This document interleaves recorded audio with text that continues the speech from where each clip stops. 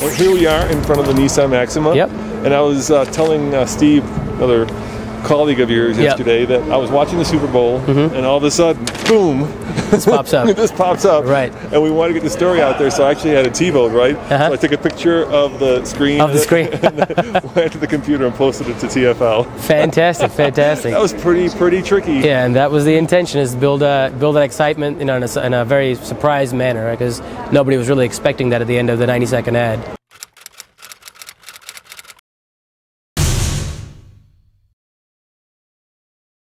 No, it was really cool. And you know, styling-wise, this is out there, man. It's a very, very dramatic style. That's what we're trying to go for.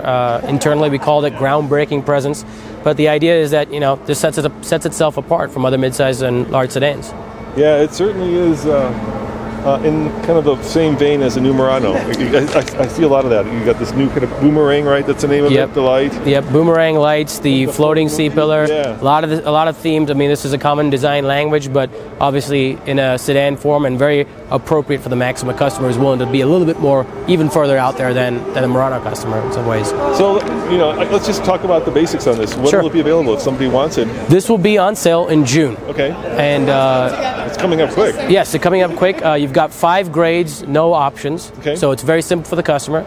Pick one of 5 grades, pick an exterior color, an interior color you like, and off you go. And I noticed that there's some really cool interior details. You know, that leather is perforated. It looks kind of pillowy. Yeah, it's quilted on the inside. There's obviously perforation. There's faceted finishes, which we a diamond pattern on the finishes themselves. There's genuine stitching on the dash, the doors, the console. A lot of time was spent making this interior very, very, very upscale, and the response, frankly, has been very, very overwhelmingly positive for the interior, so we're happy about that. All right, let's talk about the basics. What's under the hood? We've got the same displacement as the outgoing generation, but over 60% of the parts are all new.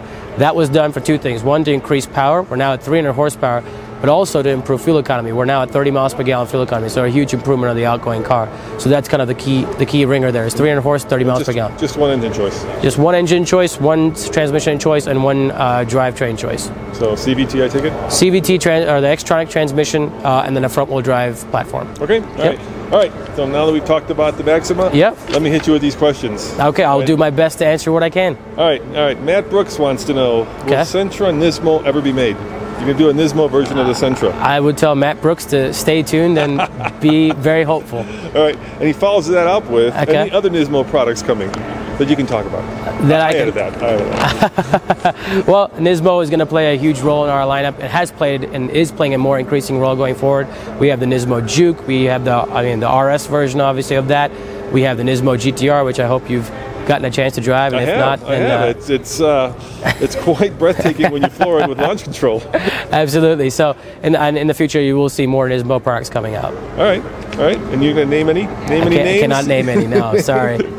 No names, huh? No names, but like I said, Nismo Titan. Lots to come. Yeah. All right. Daniel Weissner wants to know, and this is about this car: will the new Maxima come in an all-wheel drive or an Nismo version? The new Maxima will not come in all-wheel drive, and a Nismo version is something that we are looking at actively to see, again, engage the interest, see what people are looking at. Obviously, the performance of this relative to other Nissans, Maxima has been about being the 4-door sports car, so the performance aspect is sort of already baked in. So there's we'll look at whether there's an opportunity for a Nismo down the road. Now this summer, actually last summer, you guys did a ride and drive for a journalist. Yes. In Nashville. Yes. And you had some hopped up Maximas there. Yes, we had a white Maxima that was hopped up, the Nismo Taxi as we called it. That was the outgoing Maxima. We did it in the theme of the Nürburgring Taxi.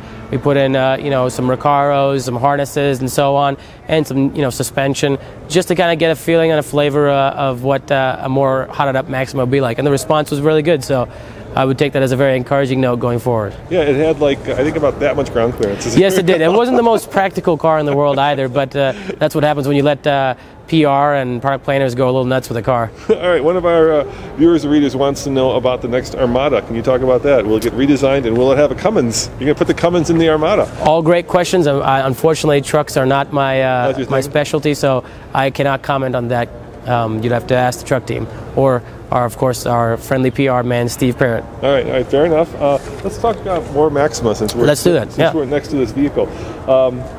what are the kind of grades that, first of all, have you announced pricing? We've announced pricing. Okay, so what will it start at and what will it go to? Great question. So we start at $32,410 for what we call the S grade. This is not a stripper model by any means. Standard navigation, standard 8-inch navigation with another 7-inch screen standard. And I find this particularly notable because the outgoing car, as the base model, had a 2-line radio, FM 107.5. So it's amazing. So it's amazing how far we've come. You got basically combined 15 inches of screen real estate in one car. Standard remote start, standard dual USB ports, a whole host of things that are available on the car from the base grade. Then you've got the SV. The notable things that it adds are leather, heated seats, and a sonar system. Sonar system is actually quite unique because some of our competitors don't even offer one at all. We've got it on the SV.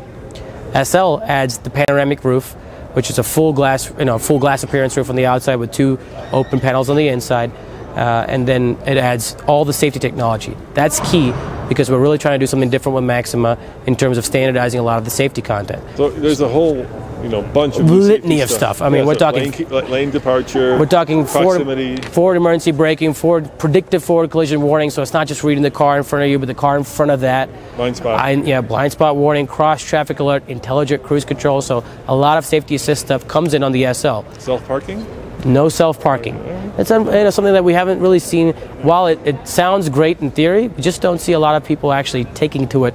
In the States so far. People like to park themselves. That and in parallel parking is not necessarily as common in many areas within the States. Of course, city urban environments are different.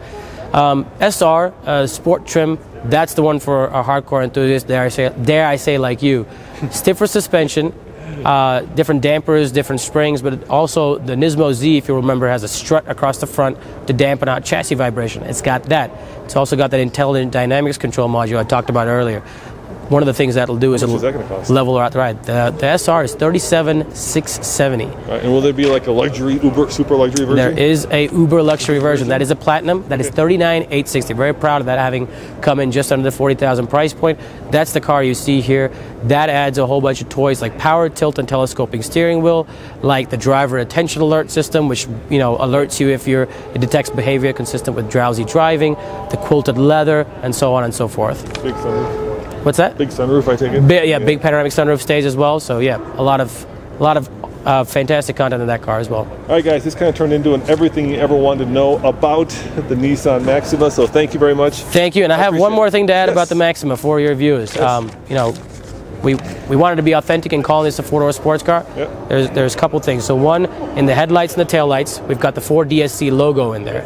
So it's right here in the headlights. See that Ford DSC? Oh, cool. Inscribed right there. All right. And the other thing is, to be a legitimate performance sedan, you've got to test yourself against the best of the best. Yeah.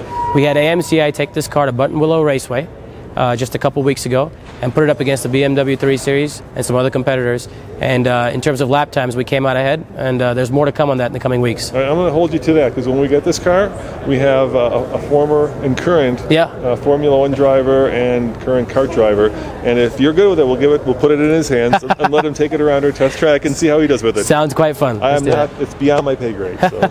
Fair enough. Thanks. Thanks a lot, Rob. Appreciate it. Vishnu.